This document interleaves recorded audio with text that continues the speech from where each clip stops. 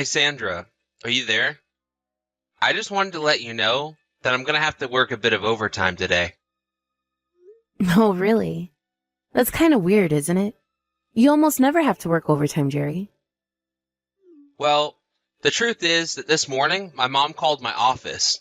Like, she called me while I was at work. Really? I thought you told her to try and just text you while you were at work and not to go through the work phones. Do you think she just forgot or that she did this on purpose? I think it was on purpose. But honestly, I really just can't believe that woman sometimes. And let me guess, she was calling to demand that we move in with her again. Is that right? You guessed it, right on the money. I really thought it must have been some kind of emergency for her to go and do that, but she was just being persistent. Well, it's probably because she knows you'll just ignore her if she tries to call you on your phone. I think you're probably right about that. But we've already talked about this over and over, and she doesn't seem to get it. And now, for her to keep ignoring the answers that we've given to her and insist on calling me at work is just too much. I mean, she was yelling at me over the phone for 2 whole hours. Can you believe that? Your mom really talked to you about us moving in with her for 2 hours? Wow. I can't even imagine having to do that. Well, anyways, I was so busy dealing with her that I wasn't able to get any work done, and that's why I'm going to be coming home a little late. I see. Wow. I'm really sorry to hear about that, Jerry. That sounds like no fun at all. I know, right? And then after I was finished talking to her, I just felt completely drained and I needed to use an hour of my time off just to go on a long walk. Well, I'm glad that you were able to rest at least a little bit after having to deal with her. You know, I was looking up how to deal with a persistent mom online, and apparently the kind of person she is usually called an energy vampire. And what exactly does that entail? I mean, what even is an energy vampire? Basically, what they do is they refuse to take no for an answer. They just refuse to believe that they can be wrong, and so will go on and on arguing until they get their way. So basically, it's pretty much exactly as it sounds like. They feed off of you pushing back against them until you have no more energy to fight, and just give up due to exhaustion. Ah, well, that makes sense. I think I know a couple people like that myself. Of course, I can typically just avoid spending time with them. It would be different if I was related to them, though. I mean, really. My mom just does whatever she wants with no regard for anyone else. And she's always loved my brother more than me. You know, she asked him about living together first, but when he said no, she didn't fight at all. Instead, she just turned around and started insisting that we all live together. And that really is rough. I mean, I still remember when we got married. I don't think your mom gave us anything. But I remember when your brother George got married, your mom practically showered him in presents. I've always wondered how your mom can act that way when she should be treating you both equally. It just isn't fair. Yeah, well, it's because to my mom, George is everything that a good son should be. He graduated from a good school and is working a high-paying job. She brags about him to anyone who will listen to her. And that's what I mean. That isn't fair for her to compare you to someone you're not. She should love you for you. Well, I really wish that that were the case, but I can't see any progress being made on that front until we're all living together. Which won't be happening, of course, but still. No, you're right. I'm completely with you on this. I mean, I don't think your mom has really kept up with it at all since we got married. Ever since we did, she's just been keeping her distance and acting so coldly towards us. But after hearing about the horrible way that she treated you growing up, I just really don't think I could live with someone like her. Well, don't you worry about that. We are never ever going to live together with my mom, okay? I'm glad to hear that. Thank you, Jerry.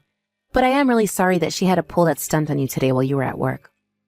Yeah, but I told her that she was never ever allowed to call me at work again. Of course, I doubt that she'll listen to me. But I'll just try responding to her with the bare minimum needed to keep her from getting mad at me. I really hope that works, Jerry. But just please don't push yourself too much with all of this, okay? And just know that if you want, I'll be more than happy to talk to your mom and tell her to back off. You don't need to go and do that for me, Sandra. This is really more of an issue between my mom and I. I really don't want to get you sucked into this too. Well, okay, if you're sure about that. But how about I cook you something special for dinner tonight? That way you can start to recover all the energy that your mom drained from you earlier today. Now that is a plan that I can get behind. I just hope that this overtime goes by really quickly. Me too, Jerry, for both of our sakes. But good luck at work. You got this. Thank you so much. I hope you have a good day at work too, Sandra. Sandra, are you there? I wonder if I might be able to have a word with you quickly. Hello, Tiffany. Yes, of course we can talk. What seems to be the matter? Before we get into that, I just want to ask you if you already know what this might be about. I'm sure that Jerry has said something to you, no? I suppose it means you're talking about moving in with us again, right? Of course that's what I'm here to talk to you about. Honestly, how dare you even pretend like you don't know what I'm talking about here? Well, I had just heard that Jerry already told you that it wasn't something that was going to happen. So I thought you might have to come talk to me about something else instead. Oh, I know what Jerry said to me, but this conversation is still so far from being over. Great. Well then, what is it that you'd like to talk about regarding that? Sandra, you need to tell my son that we're going to live together. Convince him for me. Sorry, you want me to convince Jerry to let you live with us? Am I getting that right? Of course! I mean, you two are probably thinking about having kids soon, right? Don't you think it would be a good idea to have someone like me at home then? You mean because both Jerry and I are going to continue working, you think you could be at home to take care of our children? Wait a second. You were thinking of working even after you have kids? Are you serious? That's absurd.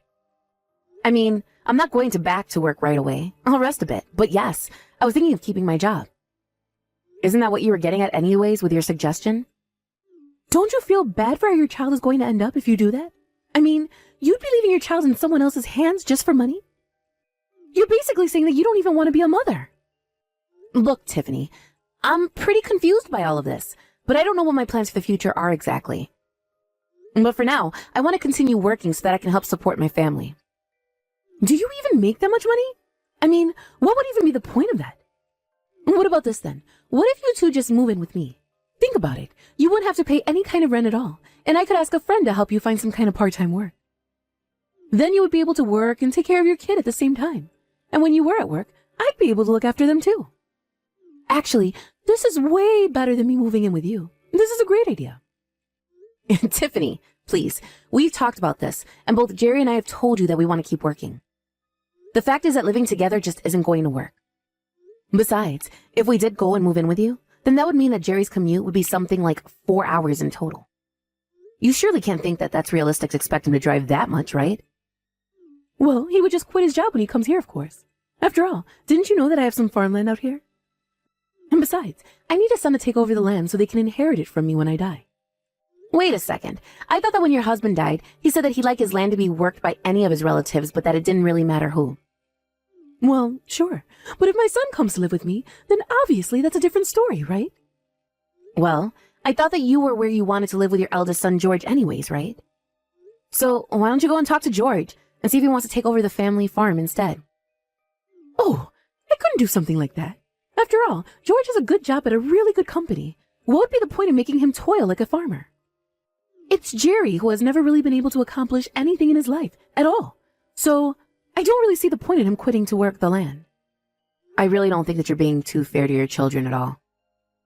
In fact, I didn't think we'd be having this conversation like this, but it's obvious that you care about George more than Jerry.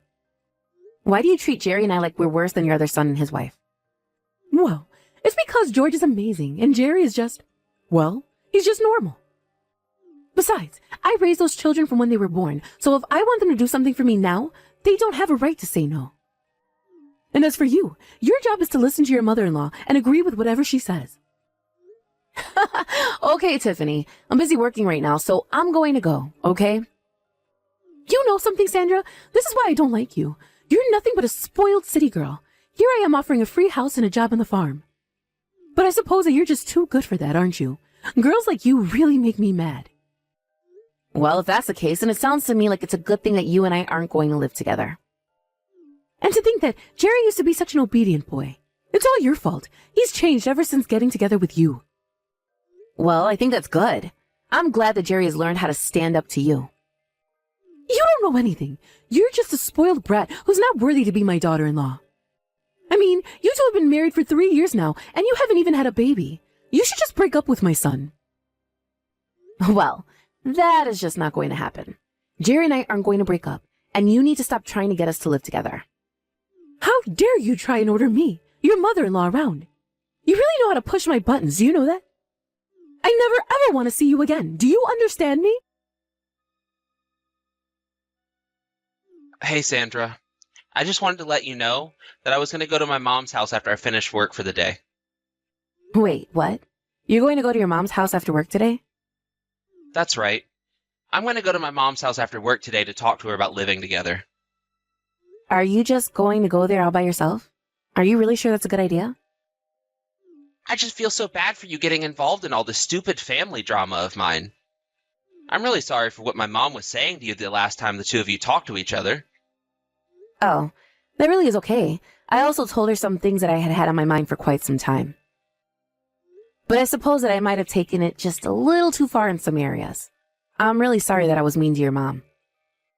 But you didn't tell her anything that wasn't correct, Sandra. And I think that you did get across to my mom that you weren't interested at all in living with her. But this time, I'll go talk to her and make sure that she gets the message once and for all. Apparently even my brother is going to be there. Oh, really? Well, I know that him and I haven't really talked all that much, but I really don't get a good feeling from him. I mean, the last time we saw George and his wife, they were laughing at us when we were talking about the situation with your mom. Yeah, well, I guess no one can say that those two don't deserve each other, but it's very true that my mom spoiled George while we were growing up. And I think that's the reason why I kind of have a bit of a superiority complex around other people. Of course, it doesn't help that he's actually managed to make something of his life too. Well, that's what I'm wondering, if it's really a good idea for you to go to your mom's house alone. I mean, it's not like your brother is going there to tell your mom he wants to live with her. He's just going to be there to take your mom's side and put you down. I have no doubt about it.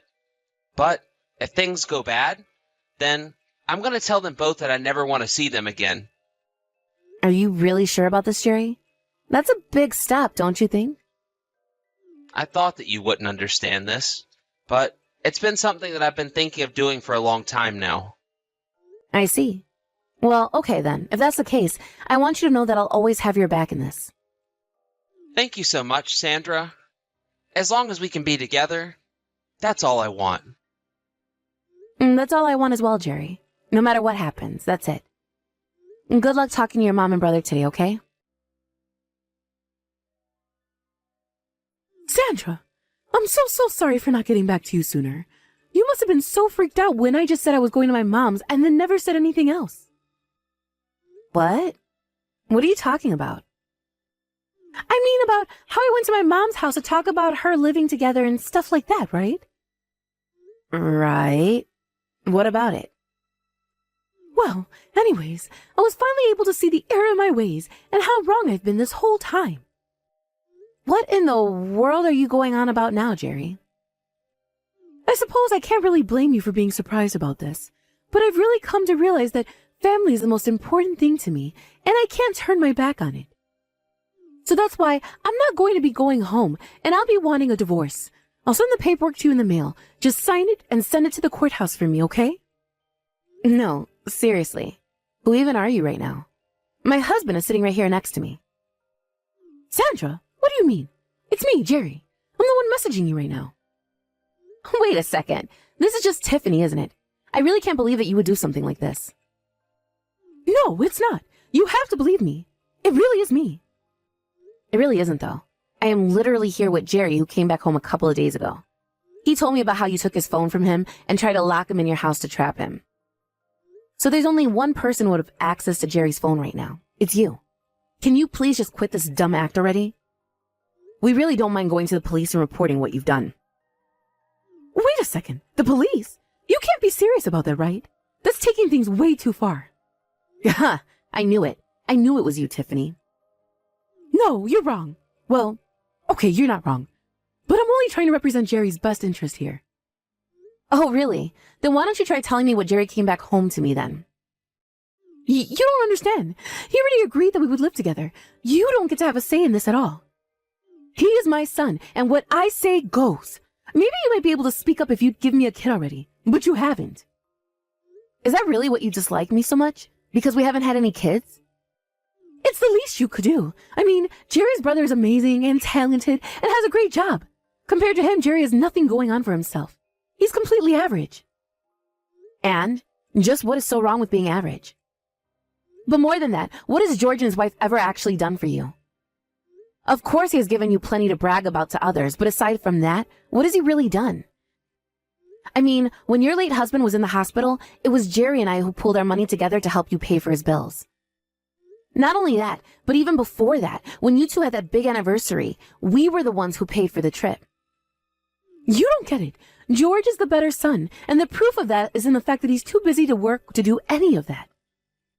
Well, if you think he's really all that great, then it sounds like he's the one you should be living with. It's clear that you only think of Jerry and I as tools at your disposal, and we're not going to stand for that. How can you tell me something like that when I raised my child ever since he was born? Have you ever told George that to try and get something out of him? Do you really think that doing the bare minimum that a mother should give you control over your children? You only ever talk to us when you need something, and even then, you have to do it in the rudest way possible. We would never ever live with someone like you.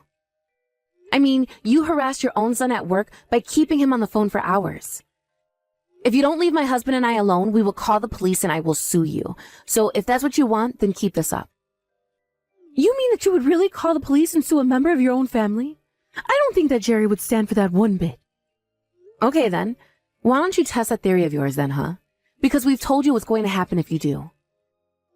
As of now, Jerry and I never want anything to do with you or the rest of your family again. You mean you're going to just try and cut me out of your lives? You can't do this to me. Jerry would never go along with this. Actually, it was Jerry's idea to do so. He told me that if you didn't listen to him when he went to talk to you, that's what he would do. But you took things way farther than just not listening to him, didn't you? You tried to imprison him in your own home. And you got Jerry's brother to help you do it too. Do you really think the police aren't going to do anything about this? Please, don't call the police. They don't need to know about any of this. We won't call the police or tell anyone about what you've done as long as you leave us alone. Sandra, you really have to understand something. I have raised my boys from birth. And sure, I said plenty of horrible things to Jerry, and I put him down his whole life. But it doesn't mean that I don't love him. And I suppose it's that same love that drove you to try and kidnap your own son, right? The fact is that Jerry and I have been there for you in every way that we were able to, and you only ever spit that kindness back in our faces. If you want to talk to us again, then I recommend finding a good lawyer first, because they're going to be the ones doing most of the talking. How can you do this to me? How can you try to take my own son, my own flesh and blood from me? Don't you know that I carried him inside me for 9 long months? And you made his life very difficult for several times that amount of time. You've had your chance to change, but now it's clear that you never will. As long as you stay away from us, we won't have any problems. After we threatened to sue Tiffany and George if they ever came near Jerry and I again, we never had another problem with either of them. We even made them sign notarized agreements that they would never contact us again. And we made sure to include a clause that if they ever broke their promise, that it would trigger a police complaint form to be filed with the local authorities. Inside that form would be explained how Tiffany and George kidnapped Jerry and locked him inside Tiffany's house.